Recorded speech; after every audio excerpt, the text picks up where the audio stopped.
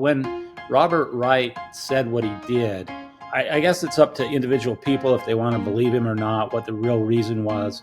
But I'm just saying my impression after talking to him was that, of course, NIL put BYU in the picture, but it didn't close the deal. There were other things they had that closed the deal for him.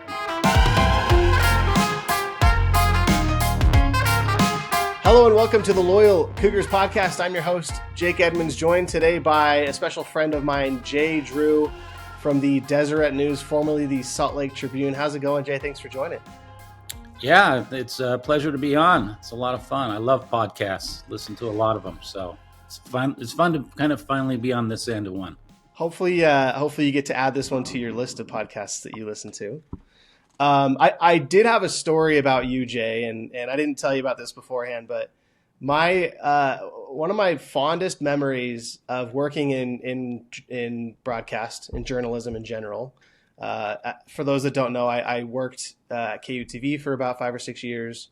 Worked in Anchorage, Alaska before that, and then I was a student reporter for BYU and worked at BYU TV for a couple years before that. So I've seen Jay here and there a lot. It's funny because the print guys and the TV guys, they kind of form their own little cliques. And print guys, you guys are there. You guys are kind of everydayers, right? Like you guys are there all the time. You have a rapport with the team. You have a rapport with the players. You have a rapport with the SIDs. Like you know these guys. And the broadcast guys don't tend to be there as often. And so especially like, you know, the anchors or like some of the photographers, like they're not there all the time. So there's not a huge like connection between the print guys and the broadcast guys, but I always felt, especially at BYU, it always felt like there was this kind of connection with a couple of the guys. You were one of them. Brandon Gurney was one of them.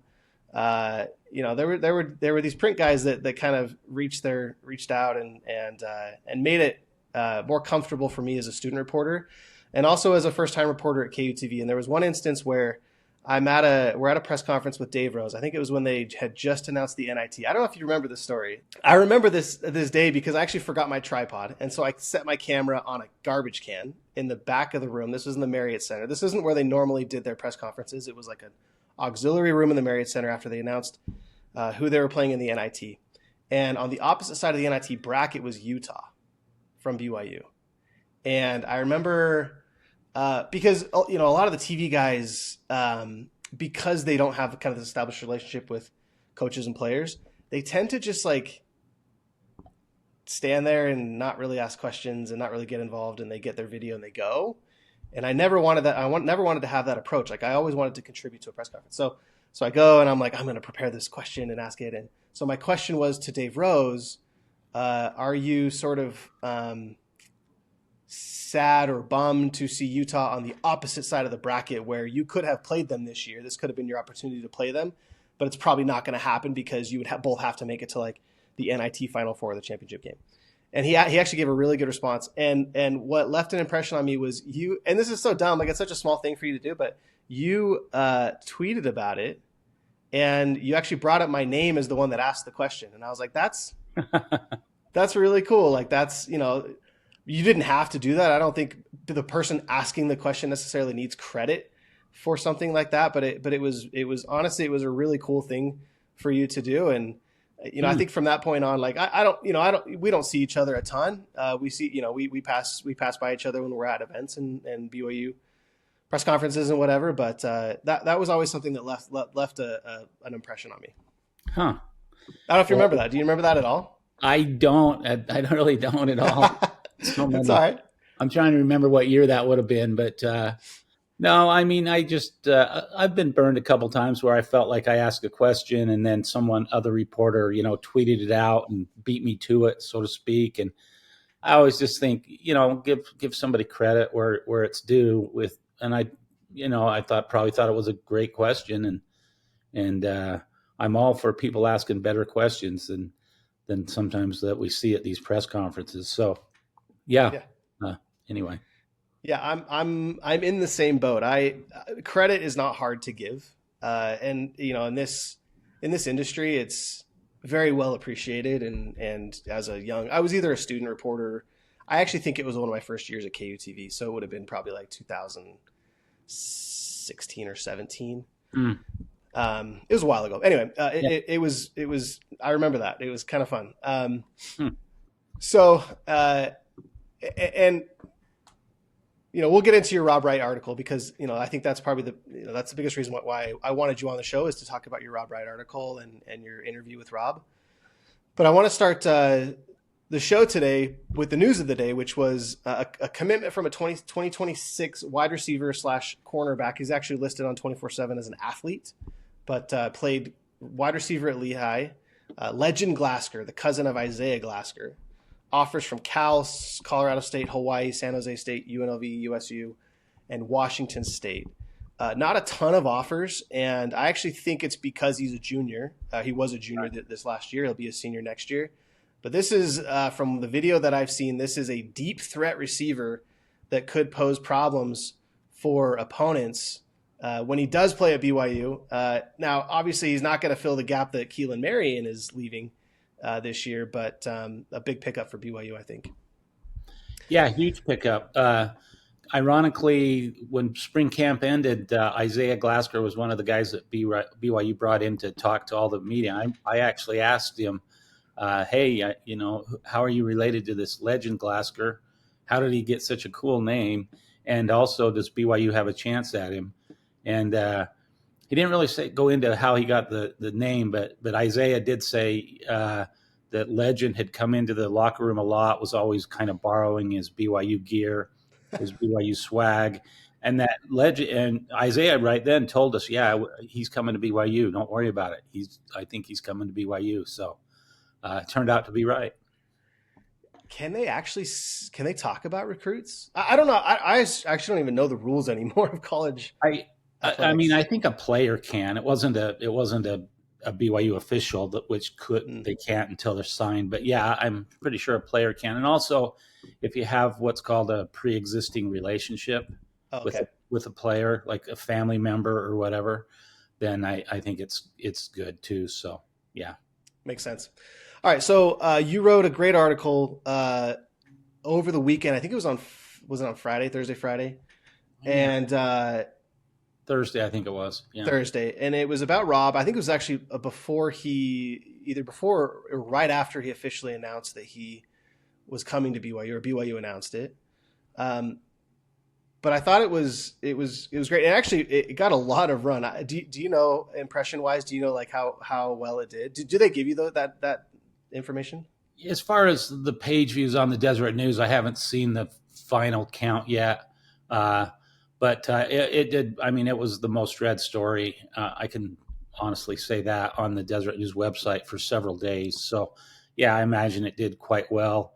I put out some tweets right after I talked to him, kind of to add a little publicity to this. Telling people the story was coming, kind of like a little tease. And I think those tweets got a lot of impressions. I know. I'm still getting, how people reply and they have your tagline or whatever it's called in the reply, so you get to see it. And I mean, people are still talking on Twitter or X, I guess it is, even now. So yeah, that was a water cooler type of article that got a lot of run. So what's been kind of the consensus fan response, or has it been very polarizing? Like what have you seen in your replies? Yeah, it's been really polarizing. Obviously, Baylor fans, people from Baylor got on there, obviously somehow found it and they started retweeting it. And then, then it spread like wildfire. So a lot of, I guess you could call it negative stuff or angry tweets from Baylor fans. And, I don't blame them. As soon as Keelan Marion finds a landing spot, you're going to see a lot of BYU fans mad. I'm sure we'll talk about that in a second, but yeah, obviously the usual amount of University of Utah and Utah State fans that always like to weigh in on anything that poke a little fun or worse at BYU. So yeah, it just kind of ran the gamut. This episode is brought to you by Aptiv. Aptiv believes that every home should be enjoyed. They tailor their pest control treatment plans to target pests when and where they're most active. Plus, if you see pest activity between treatments, Aptiv will return to take care of the problem at no additional cost. It's their way of making sure every customer is satisfied and every pest is controlled. If pests stay away, Aptive is why. Visit AptivePestControl.com/loyal cougars or call 844-966-4787 and mention this promotion to get your initial treatment for just $29. That's AptivePestControl.com/loyal cougars or call 844-966-4787. Terms and conditions apply. Get home field advantage with Aptive. Looking to get your brand in front of BYU's most engaged fans? The Loyal Cougars podcast and Cougar Board are your perfect match. Cougar Board is the largest online community of BYU fans with thousands of posts every day. The Loyal Cougars podcast is the official podcast of Cougar Board, and we have sponsorship opportunities available for both the podcast and the site.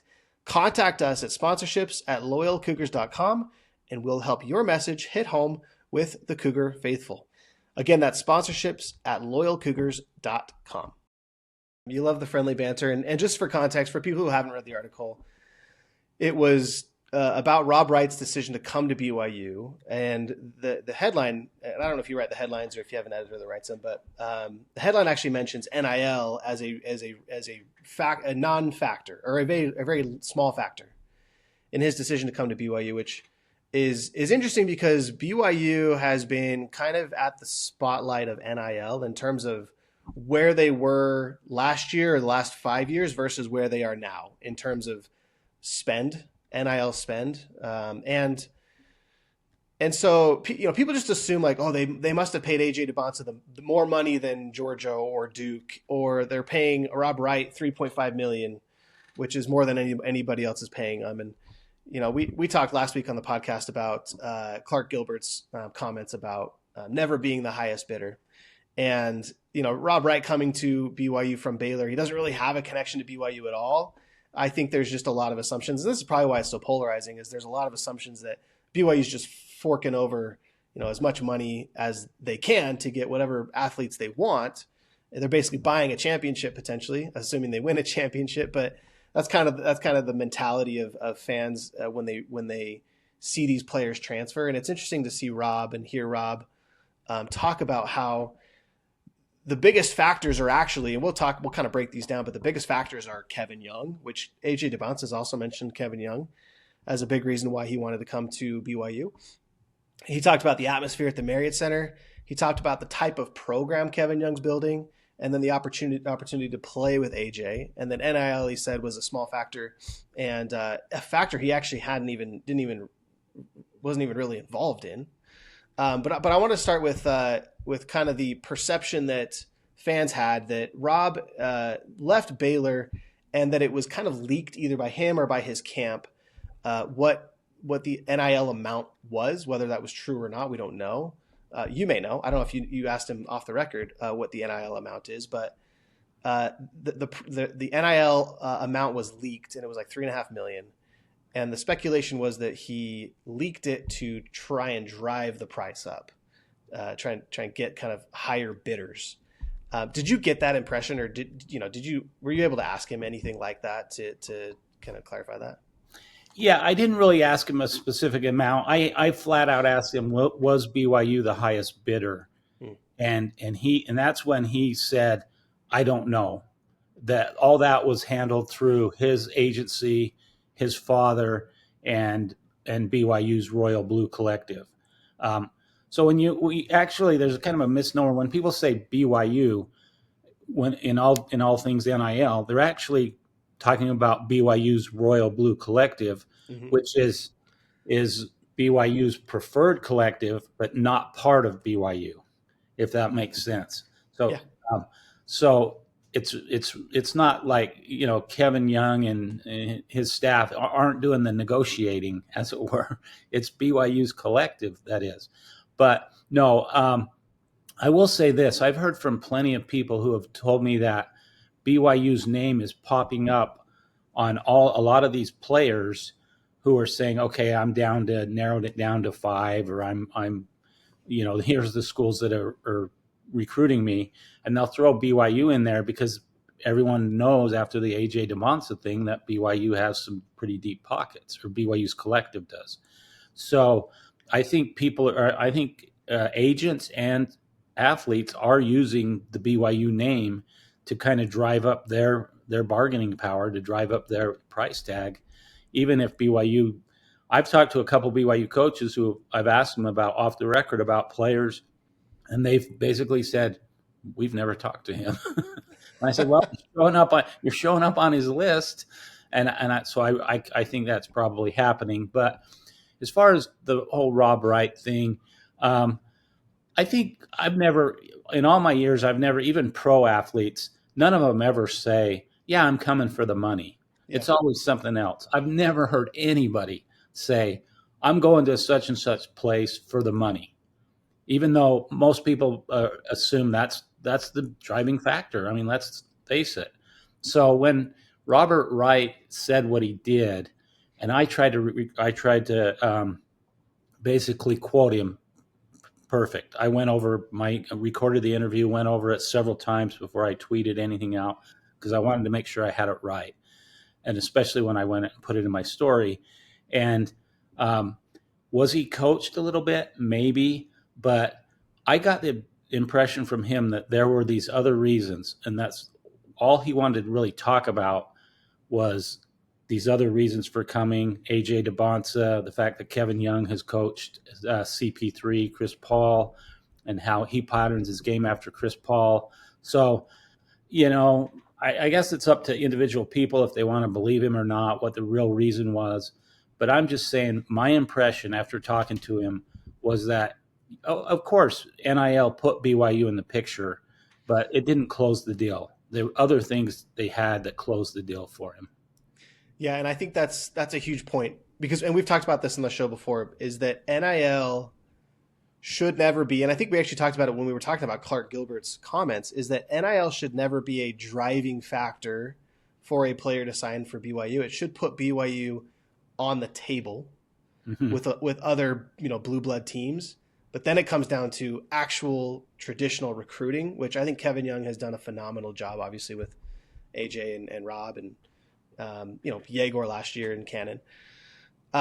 You mentioned the part of your article where Rob talks about, I'll just quote it. He said, "I played against them last year, so just seeing what they're building was a factor. Just seeing a great coach like Kevin Young and getting a chance to play for someone like that who coached a guy, CP3, Chris Paul, who I try to model my game after in a lot of facets." And it actually reminded me of AJ's interview with, I think, what's his name? The guy that, Stephen A. Smith. Right. Screaming A. Smith. And he talked about, because Stephen A. was the same way. He's like, did BYU offer a lot? Like, why wouldn't you go to Duke? Like, you get to play Duke in North Carolina. Like, that should be the factor to sign for Duke, is you get to play with North Carolina. And or maybe it was the other way around. He wanted to go to North Carolina. I don't remember. But he mentioned Kevin Young, and then he also mentioned Kevin Durant as a player that he wants to model his game after. So you've got two guys that Kevin Young coached who players want to model their game after. And, it's very possible that Kevin Young is calling CP3 and saying, "Hey, can I get you on the phone with this Rob Wright kid that we're trying to recruit and see if you can, maybe not talk him into coming to BYU, but give him some some tips." And I think Kevin Young having access to these players that these college athletes are idolizing or at least trying to emulate their game after is huge. What do you think Kevin is providing as far as, or do you think Kevin Young is providing a model that other teams can emulate, or is his situation just kind of unique because he happened to coach for the Phoenix Suns who, had Chris Paul and Kevin Durant on their team? Yeah, I think Kevin Young those are the cards he's been dealt, and he's going to play those cards. That's one of his assets that he has, is his relationships with these NBA players. And that brings him a lot of credibility. That's that's street cred for Kevin Young. I don't think I put this in my article, but when Robert Wright told me that when he was on BYU's campus, that Kevin Young literally called CP3 while they were together, and they talked, and he got him on the phone and literally talked to Robert Wright on the phone. It was like a spur of the moment thing. He just said, "Hey, let's call him and see if he's." And he picked up, and they ended up having a little chat. So that Robert Wright had already committed to BYU before the trip before he came to Provo. But so it wasn't like, that was what sold the deal or closed the deal, but that was pretty important, and it just showed Kevin Young's a smart guy when it comes to this sort of thing. He's playing all his cards, and so far he's playing them right. He knows what buttons to push with these athletes, these high school kids, and even the transfers, and he's going to play to that strength, and more power to him. Yeah, and I tend to believe like his situation is unique in the fact that he coached those two specific players. But you look at like Alex Jensen going to Utah, who's to say that Alex can't just call up Luka Doncic or call up Kyrie Irving and, maybe talk to players that want to emulate their game after those guys. Like, I think this is kind of a model that coaches can probably emulate.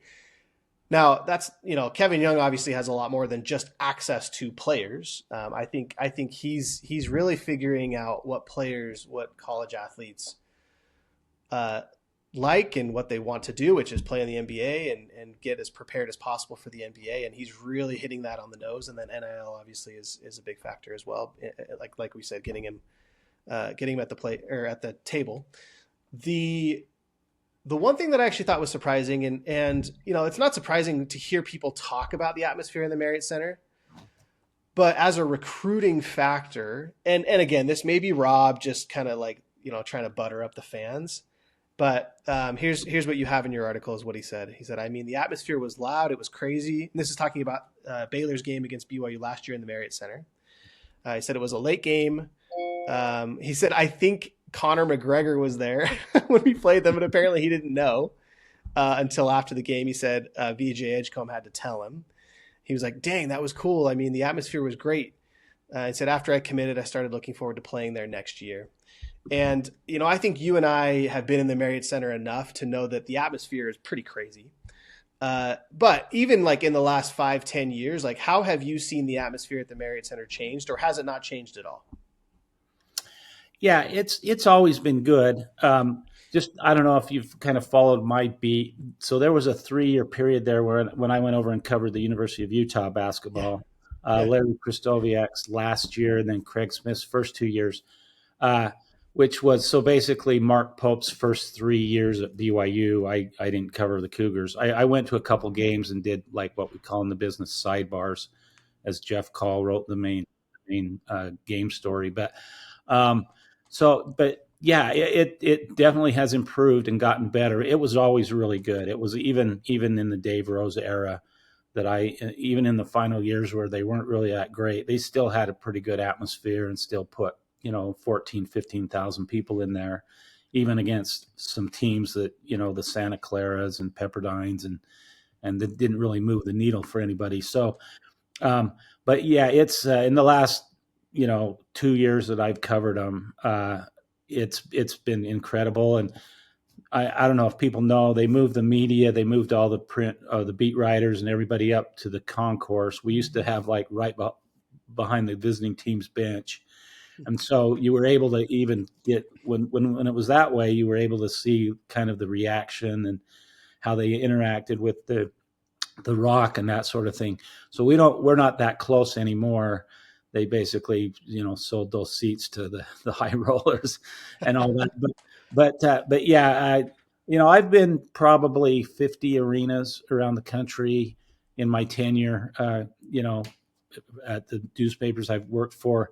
There are very few. I can't think of one that the atmosphere is as good as at BYU. McHale's pretty good at Arizona. It's up there. Gonzaga, even though it's only 6,000 seats, they pack it, and the student body is really good there. But I can't think of New Mexico is really crazy, the pit. But I would put, I hope maybe I'm sounding like a homer. I hope not. But, BYU, what they've done atmosphere wise is the best I've seen. Yeah. And I think, Spectrum and Logan is another one. Yeah, and a lot of those are, and this isn't to take away from the fans, but, they pack it, but it's not a large arena, right? Like the Spectrum, I think, is loud because the ceiling is really low. Like it's actually a pretty like compact space. And so the sound just doesn't have anywhere to go. So these places are loud. Like all the places you listed are loud. And granted, I haven't been to all the ones you listed, but I think the Marriott Center, and specifically their in-game experience team, That's a has good point. done a lot to make the experience of the Marriott Center, not just the noise level, right? Because anybody can raise the noise level by packing the seats and bringing the ceiling down. But when when you introduce the curtains, I remember the curtain drop for the first time. I think it was Jimmer's senior year, and it didn't even come to all the way to the floor. It just like came like and covered the scoreboard or whatever. Like it was a curtain, but it was pretty short. That to me was like groundbreaking experience. And like even you look at the football games and they have the fireworks and they have the drone shows. And I don't know if other schools are doing drone shows, but I had never seen a drone show at a football game before. And so like I think a lot of it is credit to the fact that they were good this year. I think that helps, but the fact that they have an in-game experience team. David Almodovar is a big part of that. I think that lends a lot to the atmosphere at BYU more than just the sound levels. Yeah, absolutely. They have and you can't discount what Cosmo brings, and he's always got some fun stunts and entertaining stunts. So, yeah, absolutely.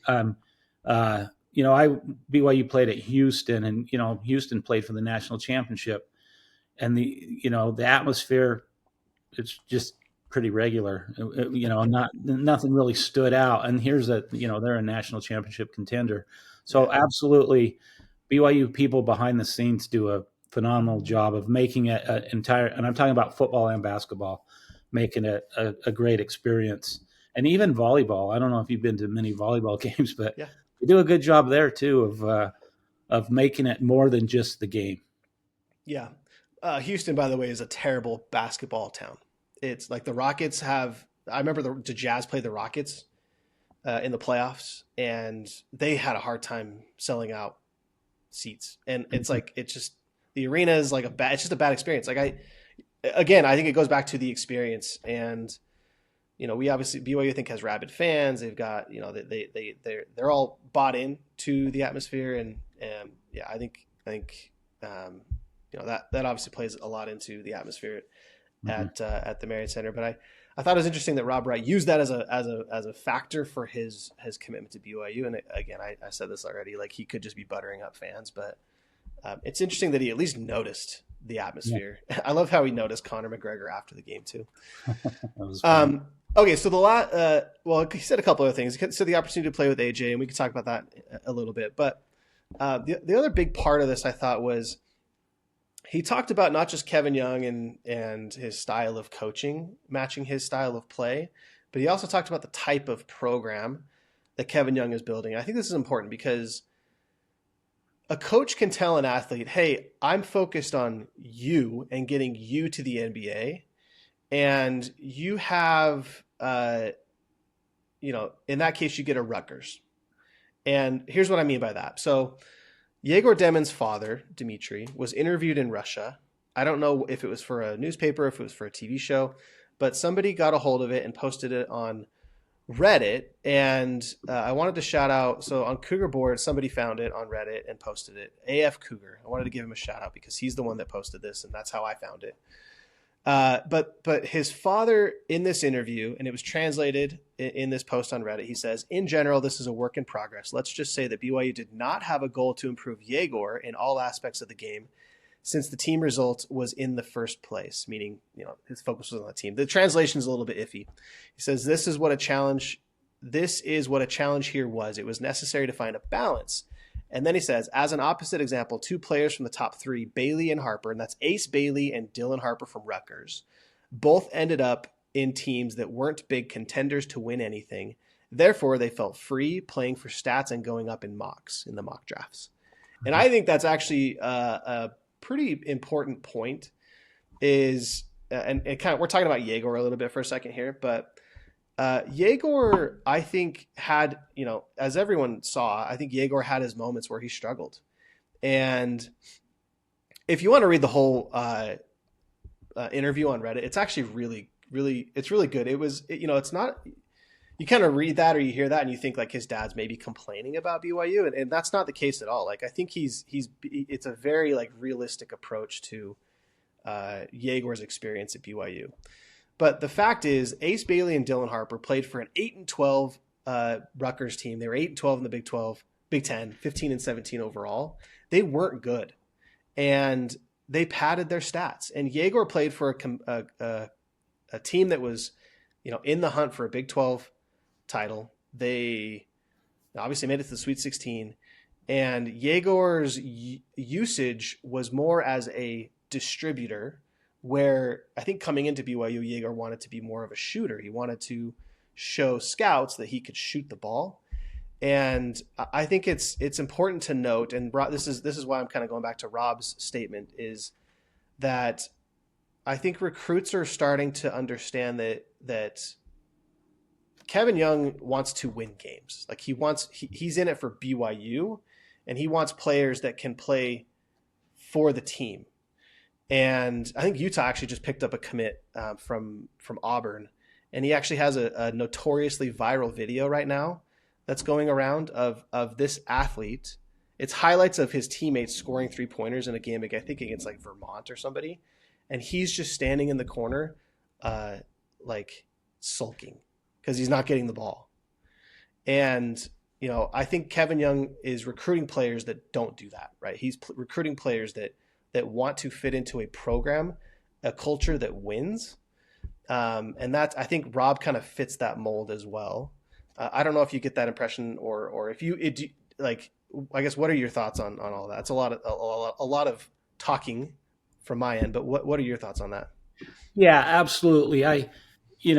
Kevin Young, we over the course of the season, we talked to him a lot, and it was always in season about winning games. That was number one priority. That's what he was there to do. Although he had mentioned, we're developing players, we're getting them NBA ready, all these other things, that was always a subset of winning basketball games. That was number one priority, and he mentioned that over and over again. That's what we're here for.